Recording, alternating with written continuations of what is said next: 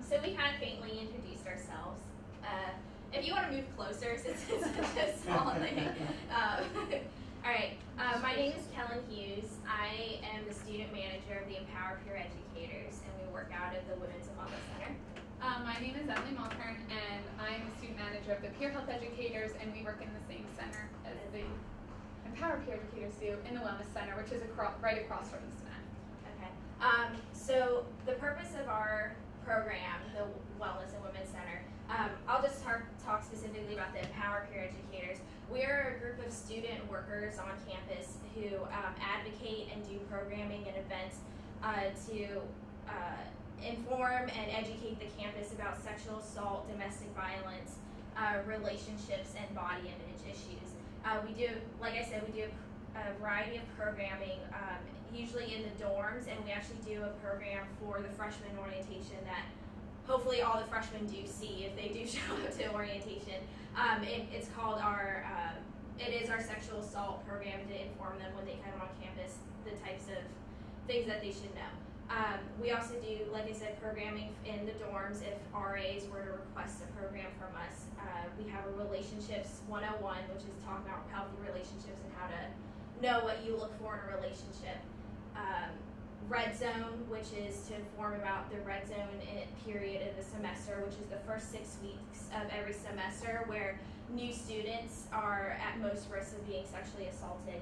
We do a healthy body image program, which discusses body image in the media and the impact on our self-esteems. And so we just do a lot of that. And then we also hold events one in particular is Walk a Mile in Our Shoes, which is a men's march against violence against women, and Take Back the Night, which is an open forum for survivors or friends of survivors of domestic or sexual assault.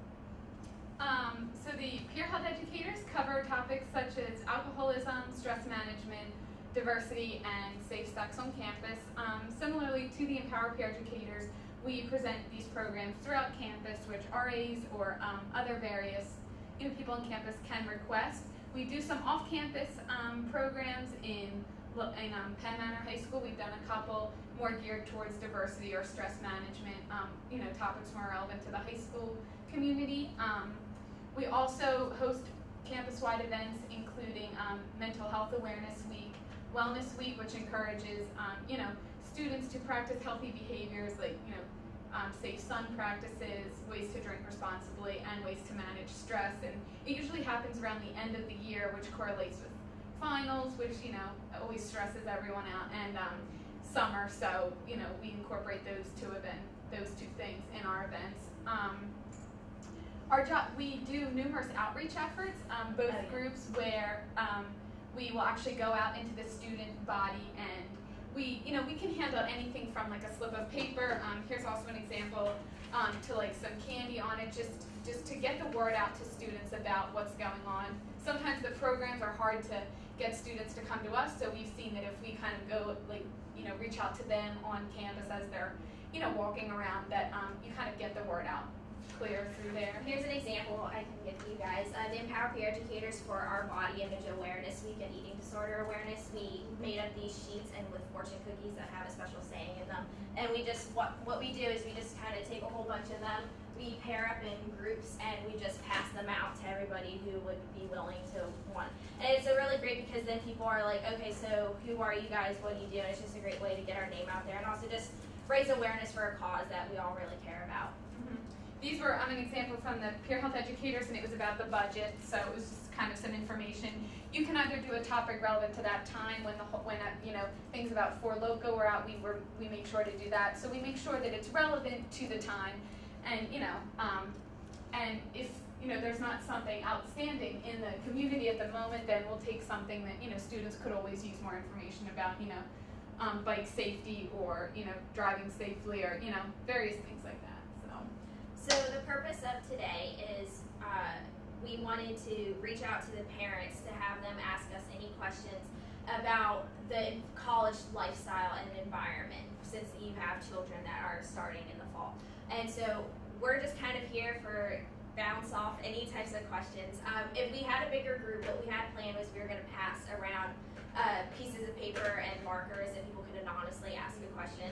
But since it's just the three of you, hopefully as long you as you're comfortable with asking if you feel so if you feel comfortable asking us, or so I mean any type of topic that we deal with, but also we can delve into any other part of student life. So we have some topics that we, plan on covering, so if you want, we can start with those, or if you have any questions initially. And, and we've kind of listed the topics that we cover, but basically any other question you might have, feel free to ask us as well, because, and we'll do our best to answer them. So don't think if you have a question that doesn't really pertain to a topic that we state we've covered, it doesn't, necessarily mean that we might not be able to help you about it.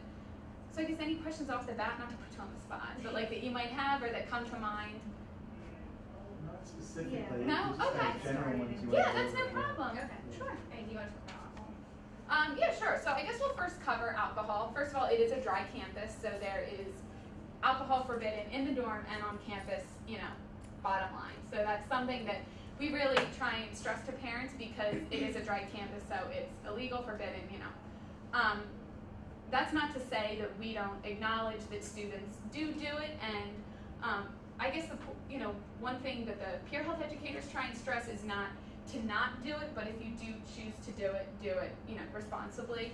Can I just ask this? Of course. How well is the rules there? How well is it enforced? I think it is enforced very well.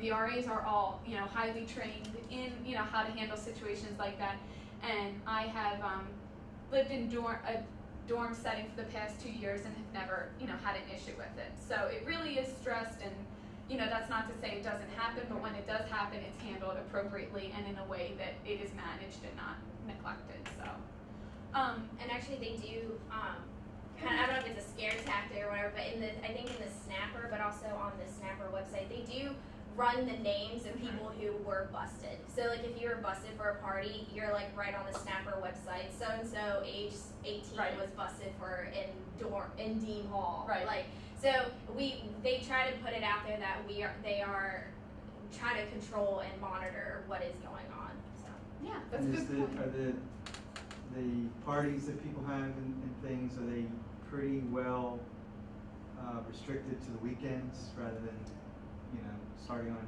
Wednesday night or? Yes and no. I mean, I definitely know that Thursday and Friday things sort of start, but as someone who doesn't partake in it, I've never found Millersville to be short of anything fun to do. And I know that everyone might say that when you come to any campus, but as a student, I can truly tell you that there is so many things to do on campus. I've never felt pressured to be involved in it, and for as many people go to the parties, there's, I feel like, double the amount of people who would rather see a movie that the school is, providing, which happens every weekend. And they're, really recent movies, most of the time they're released to the school before, you can get them out on video. So it's not like they're showing movies from years past. They sponsor trips to Washington, D.C., New York, shows, and there's a bus system that goes to the mall, to the movies. So, when I say there's tons of options, and there's a whole, the University Activities Board is actually responsible. It's a club that you can join in, and they're responsible for holding a slew of activities so that students, who choose not to partake in it are never, short of anything fun to do. So you haven't found it distracting either? No, not at all. I've never been to one party Mm-mm. while I was here. Like, it's not like you just walk around down the dorm and you see all this craziness. Right. It's actually very quiet. Like people, especially during the week, and actually on the weekends. In my experience, it's actually even deader because a lot of people just go home. Right. So if a lot of parties that you do hear about are actually off campus, Mm-hmm. like so people who have apartments or live off campus or in like the wellness or other Brookwood, right. yeah.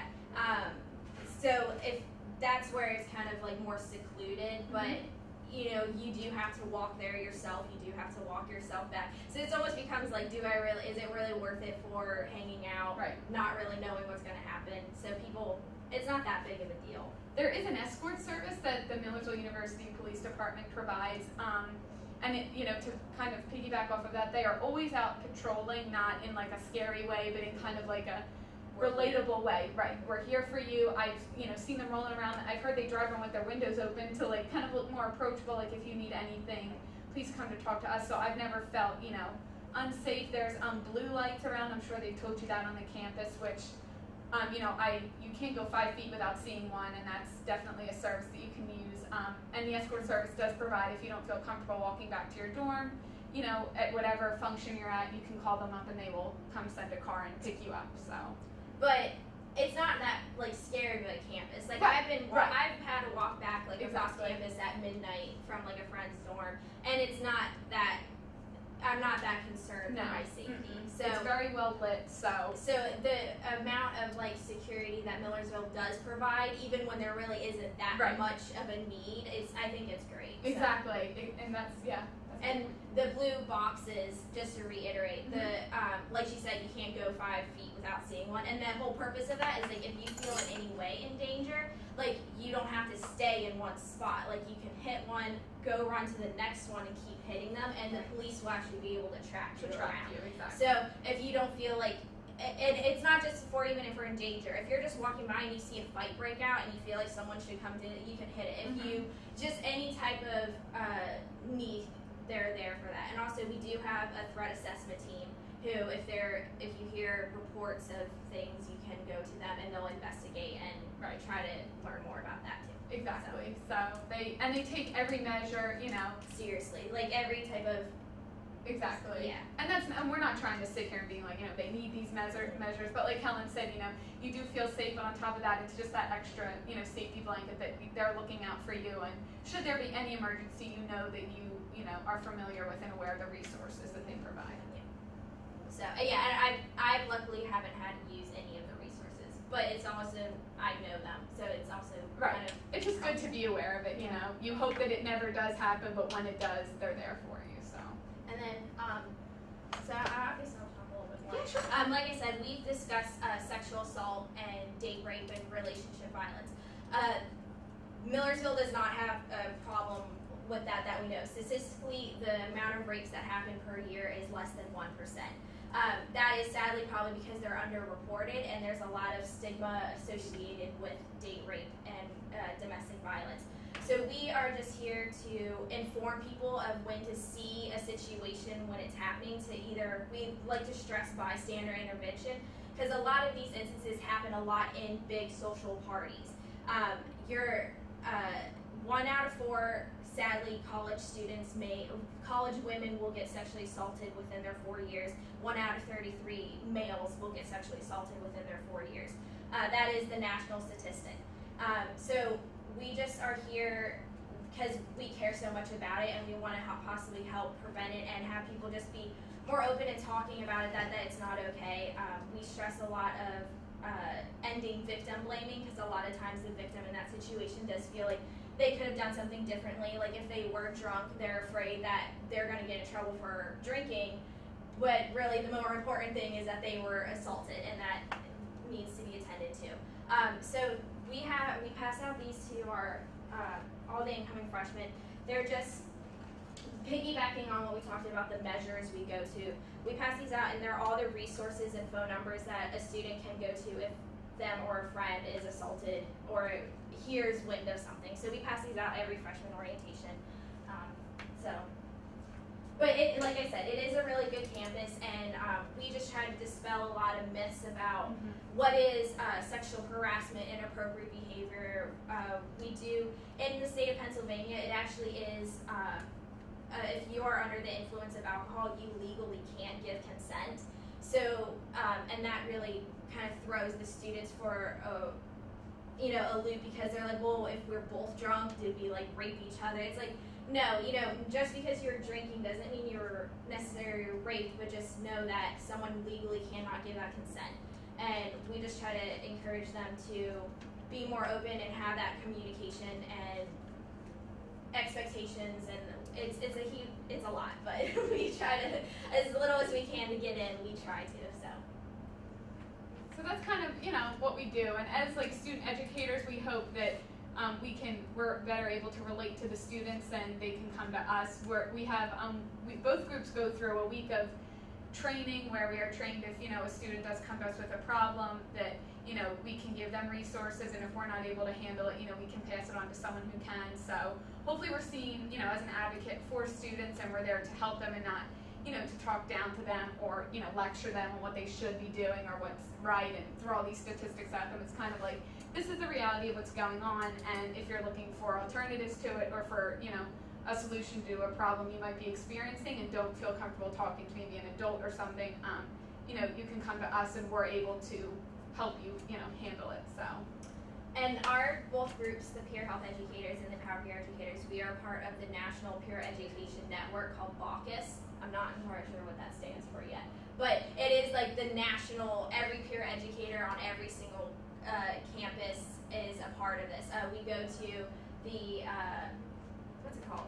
Conference, yes. We go to a conference yearly, we're invited out. We've actually been won best network affiliate, I think like 2 years so far, and we've won other awards at that conference as well. So we're really proud to be a part of it, and it's thousands and thousands upon schools. And like she said, in our week of training we do before the semester starts, new people actually become certified peer educators. There's a special portion where we sit down, put in so many hours of going through BAUCUS coursework, and we take a test and we become certified and we get a little ID. So we like that because it does give us like more of like official, like we know what we have to talk about and you can trust us. But also the fact, like she said, we're peers and we're just a lot more approachable. So right. So we're over in the Wellness Center. There's plenty of resources, wall-to-wall brochures. So even if a student just wants to pop in and pick up a brochure or anything, we kind of encourage them to do it. It's a great position. It was both our first year of doing it, and we're student managers. Exactly, yeah. So, and not to speak for Kellen, but I think it's just a great position. I've had so much fun and learned so much, and it's a really fun way of being employed on campus while still like bettering yourself and helping the community. Because I think a lot of students think of employment, on a college campus, like in the bookstore or in a dining hall, which is fine, and I totally think that, they are great ways to, bring in some more income, but if you're looking for a way to, make a difference and really get involved with the student community, so it's definitely something fun to do. So I'm sure your daughter we present programs in many of the freshman halls, the first couple weeks or during orientation, so I'm sure she'll see us floating around. But so any other questions you might have? A little off topic from that, but I was just wondering, weekends, how many people stay here versus go home? Are there a lot of locals? And I know there is a statistic of like how many stay. Yeah. But we have a very large commuter population. Mm-hmm. So during the week, it really does give the impression that our student population is ginormous. But in the evenings and then in the weekends, it really shrinks down because we have only a handful of dorms, so there's only a limited amount of people who actually are staying. I personally do go home a lot, so just because I live in York, I'm from York, so it's just a quick drive back home. Yeah. So I don't know. Yeah, I mean, to be honest, more people go home than I expected, but with 7,000 students here, even if 1,000 or 2,000, which seems like a huge number, go home, 4,000 or 5,000 are still here. So as much, a great portion go home, but even within the circle of friends that I've made, many stay here too. I think, it's nice to hang out a couple weekends because you're able to kind of form a new, a feel for yourself on campus. I know, as much as I wanted to go home the first year, I did on breaks and stuff, and if I was really that hysterical, my mom would be like, by all means, come home. But it's kind of, I heard that it's kind of better to try and stick it out and immerse yourself in the community because, as much as it's hard to put yourself out there, it is, you ultimately find things to do and, friends to hang out with. So, and it's nice to go home for the weekend to kind of get away, but there's certainly many people who stay and lots of fun things to do on the weekend if you do choose to stay, so. okay, thank you. Yeah, no problem. Any other questions? I could talk about Millersville all day, so.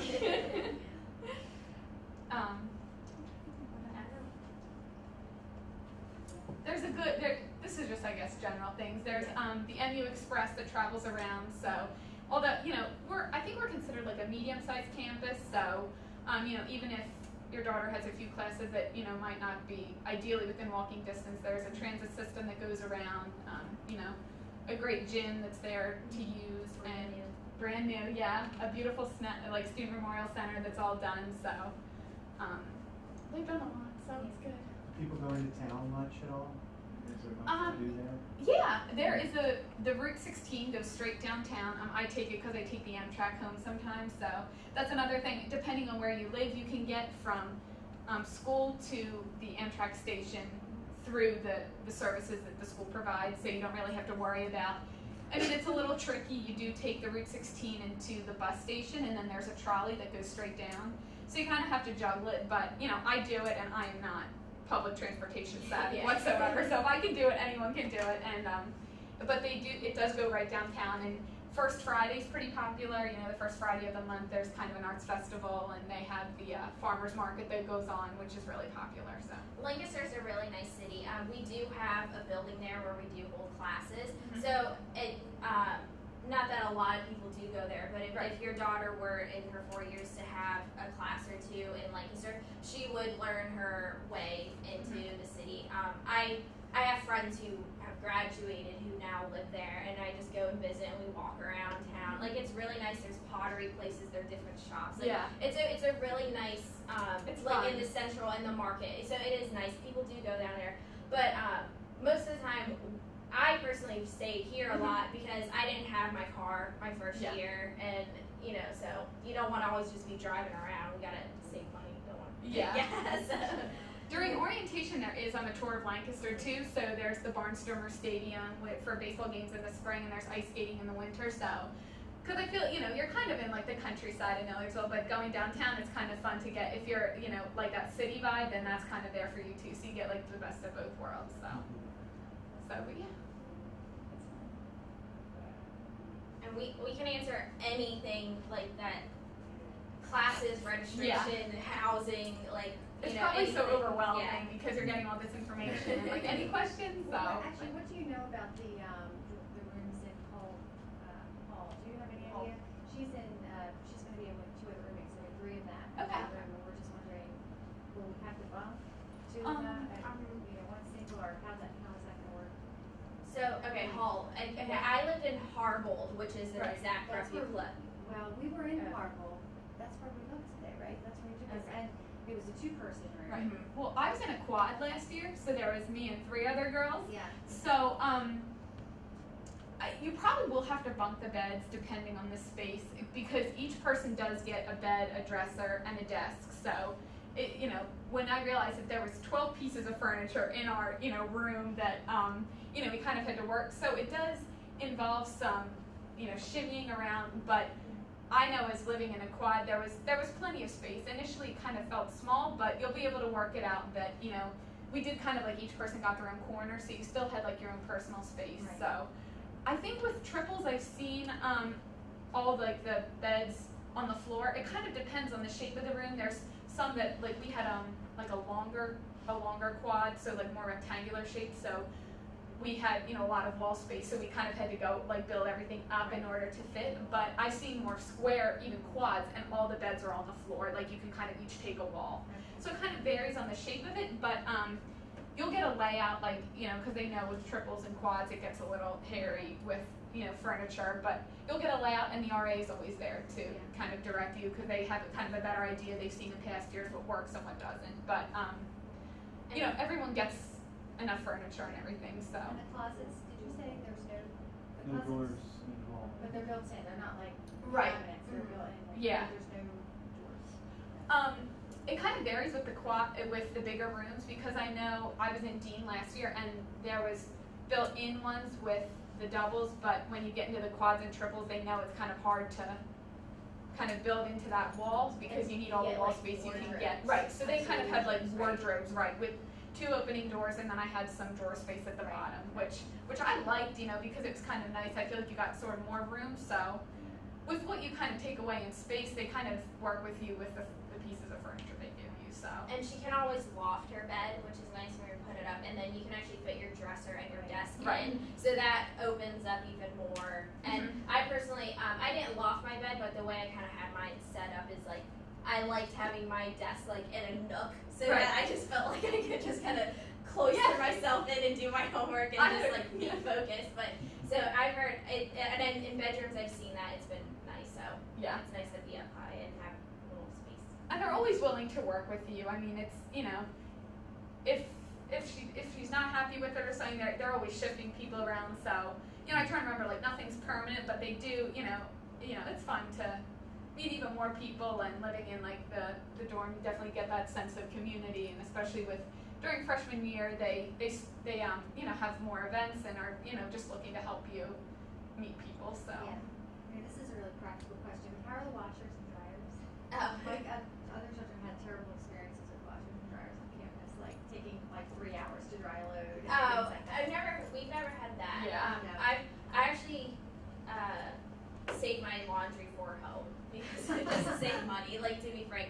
But my freshman year, I did do laundry a lot in Harbold, so that I've never had a problem. no, I mean, it's sorry. Go Oh, ahead. sorry, and I've never had an issue of trying to, like, really wait for one or, like, load it up. A couple times, like, I have, like, just gently taken someone else's and placed it somewhere else. Yeah. And I found $1 and I kept it with it. I didn't even keep it for myself. You know.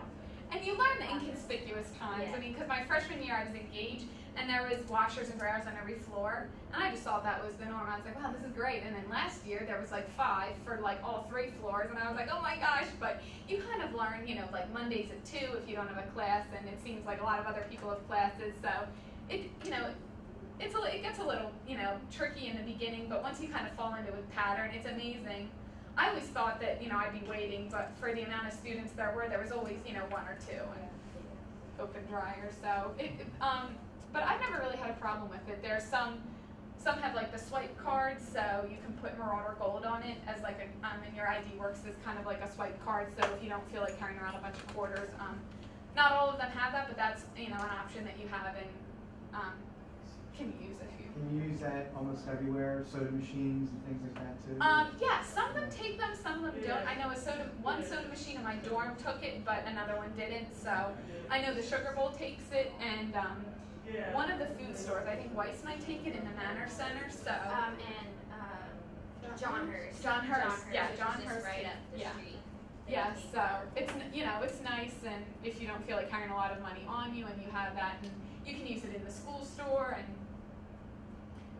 you know, your flex is on that too. So And that's you can use that all the dining. right on your meal plan, exactly. So, but it's nice to have that one card. They really just load everything on it. So when you lose it, it's kind of like, oh my gosh, my leg is gone. But it's nice when, you know, when you do have it, you're just able to use it at a bunch of places. So, and I know Subway gives like a discount for students. So, a couple of like the restaurants and shops around, you know, you kind of just ask around, and many of them offer like a college student discount, which is great with your ID. So. Do you know anything about the credit union on campus? PSECU, Yeah. yes. I am a member, and we have multiple ATMs. I think only one currently you can make a deposit with, and that is in the Student Memorial Center. I'm not fully aware of their hours. I know they have operating in the day. So I mean, I don't know what other So questions. you can only use those ATMs if you're a member? No. You can. I think depending on what bank you do have, you may have to pay a surcharge, just like at any other ATM. But I've never heard anybody complain. Just Can Yeah. Can you get a credit card through them? yeah. Yes. And you can use that off campus then too? Yeah. Checking, The regular- savings. Okay. Yeah, PSECU is just like a national, like, or not national, but like it's a Pennsylvania-wide thing. I got it before I came here because it's the Pennsylvania state employee, and my dad is a state employee, so we were already a member. So we use it everywhere. I have a debit card. My dad has debit and credit cards through them. So it's just like any other credit union.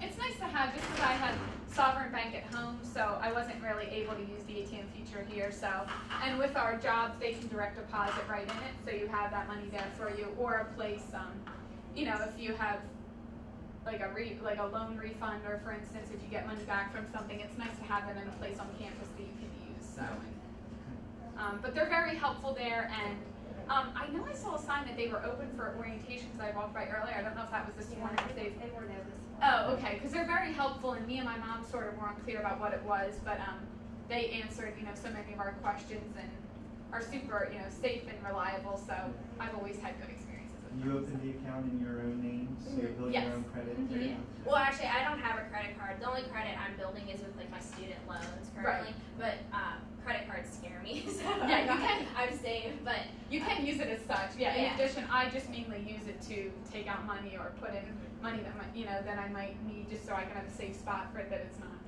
sitting around. But you can use it as such. But Well, there's a question. How about security in the dorm rooms? I mean, do you need to worry about leaving your, jewelry or laptop or whatever laying out, or? I guess you keep your doors locked. Right. yeah, keep your doors locked.